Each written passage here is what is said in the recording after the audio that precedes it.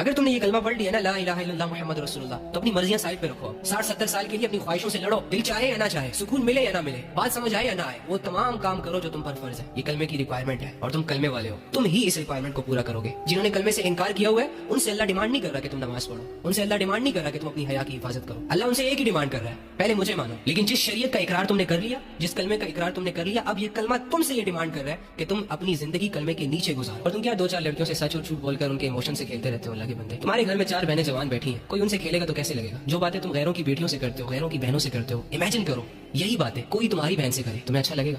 نہیں لگے گا نا؟ تو کیوں ایک دوسرے کو بیوقوف بنا رہے ہو؟ کیوں ایک دوسرے کا ہاتھ پکڑ پکڑ کر لوگوں کو جہنم کے راستے پر لگا رہے ہو؟ اللہ کے بندو، تم لوگوں کو تو اللہ نے کہا ہے کنتم خیر امۃ اخرجت للناس تأمرون بالمعروف وتنہون عن المنکر، کہ تم لوگ تو بہت اچھے بہترین لوگ ہو یار، لوگوں کو اللہ کی طرف بلاتے ہو، لوگوں کو برائیوں سے بچاتے ہو، نیکیوں کی طرف بلاتے ہو، اور خود بھی اللہ پر ایمان رکھتے ہو۔ آؤ یار اچھی سی زندگی گزارتے ہیں قسم سے، بس صرف مرنے تک اللہ کی مان لیتے ہیں، نمازیں پڑھ لیتے ہیں، اخلاق اچھا کر لیتے ہیں،